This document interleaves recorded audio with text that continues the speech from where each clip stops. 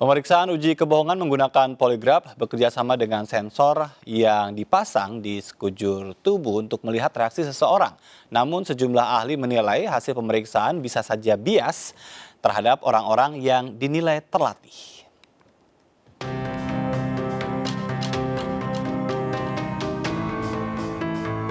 Penyidik Polri memeriksa para tersangka pembunuhan Brigadir Joshua menggunakan poligraf atau alat pendeteksi kebohongan. Pemeriksaan berlokasi di Puslap 4 Polri, Sentul, Bogor, Jawa Barat. Pemeriksaan ini dilakukan untuk menguji tingkat kejujuran para tersangka. Terlebih, terdapat sejumlah perbedaan keterangan antar tersangka saat rekonstruksi. Poligraf adalah instrumen yang memantau reaksi fisiologis seseorang. Instrumen-instrumen ini tidak mendeteksi kebohongan, namun hanya dapat mendeteksi reaksi yang dihasilkan seorang pembohong. Alat ini bekerja menggunakan sensor yang dipasang di sekujur tubuh seseorang yang akan diinterogasi. Saat berbohong, timbul reaksi tubuh pada detak jantung, tekanan darah, pernafasan, dan konduktivitas kulit.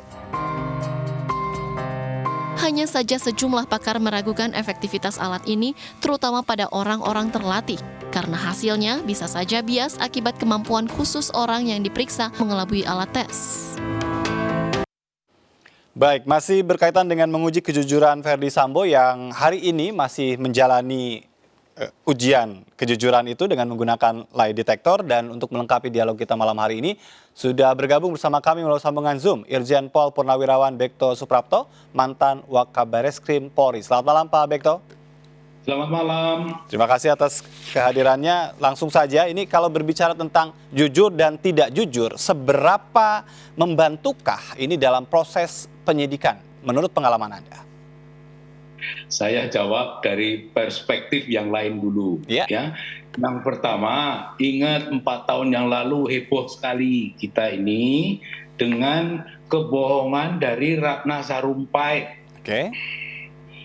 Kebohongan itu heboh sekali dan seingat saya itu tidak ada dipakai lie detector atau pendeteksi kebohongan. Iya. Itu harus kita pahami. Yang kedua, alat dari pendeteksi kebohongan itu berlaku di seluruh dunia. Negara-negara maju memakai. Ya, negara-negara maju memakai termasuk Amerika, ya, termasuk Inggris, ya, termasuk Jepang, ya, Korea, ya, itu memakai alat ini, ya, polisinya, ya, termasuk FBI sampai dengan sekarang memakai. Jadi ini kalau bukan Indonesia itu ngarang-ngarang, tidak. Kalau penyidik melaporkan bahwa hasil ini akurat 93%, itu teorinya memang demikian. Ya, teorinya memang demikian. Tapi kita juga harus sadar ya bahwa orang itu ada tipe macam-macam. Yang tidak suka bohong, suruh bohong pasti kacau ngomongnya. Ya, tadi reaksi fisiologis tadi. Yang kadang-kadang bohong juga bereaksi, tapi yang biasa bohong itu juga bisa menipu, bisa memanipulasi. Ini faktor-faktor ini juga di samping juga ada orang yang gugup. Ya, orang yang gugup, ya, meskipun dia jujur, nanti reaksi fisiologis itu juga bisa seolah-olah bohong dan sebagainya. Yang penting dari penyidik adalah dia sesuai dengan KUHP itu, ya, membuat terang suatu perkara dan menentukan tersangkanya. Ini membuktikan ini bohong atau tidak, nanti hanya disajikan lewat berita acara yang diserahkan kepada penuntut umum. Tadi saya masih ingat dari Kompolnas, ya, dia tidak tahu ini diperiksa memakai lie detector, ya, tes poligraf, ini atas permintaan siapa tidak tahu. Ya, nanti akan saya beritahu itu dari Pak Yusuf supaya ditanyakan itu yang jelas, ya, karena ini kasusnya adalah kasus pembunuhan. Ya, kasus yang sudah diserahkan itu pembunuhan. Kalau itu permintaan jaksa harus dicukupi oleh penyidik kalau permintaan. Tapi kalau inisiatif penyidik ini harus kita pertanyakan mengapa?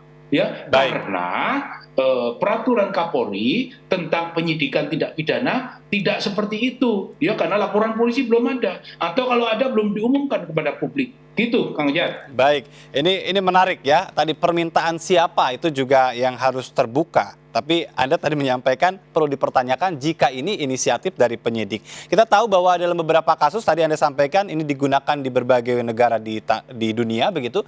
Tapi ada juga orang yang dideteksi berbohong dan itu akhirnya dihukum begitu kan, karena hanya tergantung pada alat begitu. Bagaimana kemudian pada saat ini dinilai jujur begitu kan, dan justru dinilai bisa menguntungkan tersangka? Bagaimana Pak Bekto? Ya, untuk membuktikan di pengadilan, ya, majelis hakim itu berpatokan ya kepada 5 alat bukti. Ya, yang pertama keterangan saksi itu yang saksi berikan di sidang pengadilan.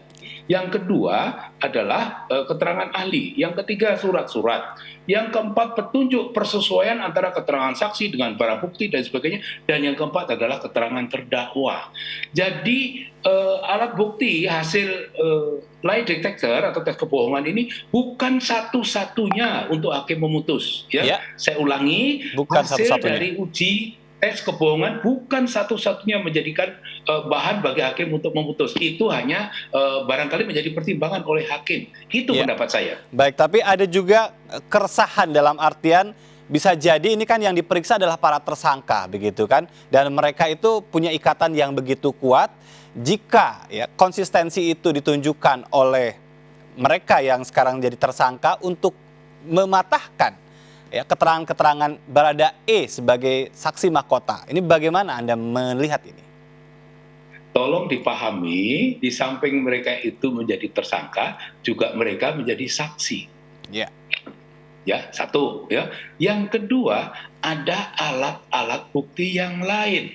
Ya, ada hasil dari pemeriksaan kedokteran forensik, ada hasil pemeriksaan dari ahli balistik. Ya. Ada pemeriksaan dari Inavis dan sebagainya, semuanya itu mendukung dan semua nanti akan disajikan oleh jaksa penuntut umum ya untuk meyakinkan hakim bahwa ini betul-betul terjadi pembunuhan. Baik.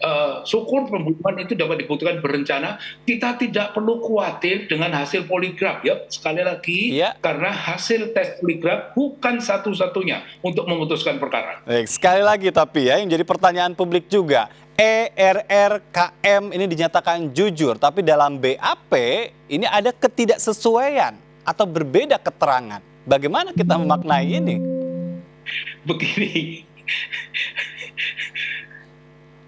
ini penyidik, ya, penasihat hukum, ya, penuntut, ya, itu tidak boleh jadi hakim. Ini kekhawatiran itu karena kurang paham. Ya, majelis hakim tidak sendirian. Nanti majelis hakim ada beberapa orang. Mereka nanti akan berdiskusi. Nanti akan diserang oleh jaksanya, penuntut umum itu akan diserang oleh penasihat hukum. Sehingga nanti majelis hakim akan memutuskan ini seadil-adilnya. Kalau menurut saya kok saya nggak khawatir sama sekali dengan tes poligraf ini. Sekali lagi ya, Ratna Sarumpait setahu saya tidak ada tes poligraf juga diputus karena jelas sekali ya bahwa dia berbohong ya, operasi plastik ngakunya dipukulin orang di Bandung dan sebagainya, karena alat buktinya lengkap ya, petunjuk-petunjuknya lengkap, nggak perlu khawatir itu menurut saya. Jadi tidak perlu ada yang dikhawatirkan begitu ya. Tapi sekali lagi ya, tapi tadi disampaikan juga ini bisa jadi sebagai pelengkap begitu, tadi disampaikan oleh Pak Yusuf ya dari Kompolnas. Seberapa karena kita kan tahu bahwa datanya sudah masuk begitu kan, apakah ini memang bisa melengkapi apa yang sudah dilakukan oleh penyidik? Itu di dalam KUHP itu tidak ada istilah pelengkap dan sebagainya. Itu nanti dalam alat bukti sebagai petunjuk. Ya, kalau itu ragu-ragu diberikan sebagai petunjuk kesesuaian antara alat bukti satu dengan yang lain, kesesuaian keterangan para saksi ya dengan barang bukti yang lain, dengan surat-surat, dengan keterangan ahli. Itu jadi jangan khawatir sama sekali. Saya tidak khawatir sama sekali kalau nanti ini akan melemahkan di dalam peradilan di sidang pengadilan. Baik, jika ini dijadikan sebagai salah satu yang nanti akan menjadi challenge begitu kan di sidang pengadilan, bagaimana sebetulnya memaknai kata jujur dan tidak jujur sebetulnya dalam konteks itu dilakukan oleh pelaku kejahatan? kalau menurut pendapat saya, Iya. ya, orang yang jujur itu menolong dia. Karena dia jujur itu menolong diri sendiri. Tidak jujur itu mencelakakan diri sendiri. Karena nanti akan ketahuan. Pada Iya. waktu sidang pengadilan, pembuktian kan di sidang pengadilan, bukan pembuktian itu pada tes poligraf, ya. Jadi kalau dia tidak jujur, ngotot dengan keterangan yang hakimnya tahu bahwa itu salah, itu memperberat hukumannya. Baik. Tapi banyak ya yang dalam konteks konsisten, tapi itu adalah berbohong karena namanya juga penjahat ya, Pak Bekto ya. Tadi saya katakan dari awal, tipe-tipe orang ada Iya. macam-macam. Baik. Kalau yang biasa bohong, itu ditanya kayak apa ya tetap aja bohong karena Ketahuan. bukan menjadi bukan untuk berbohong. Baik. Ya. Tidak Jadi harus itu menggunakan apa alat bisa berarti kalau kayak mengelabui. gitu ya. Ya. Baik, kita harus break terlebih dahulu Pak Bekto. Kita akan lanjutkan usai jeda. Tetap bersama kami pemirsa, tetap di MNC News Prime.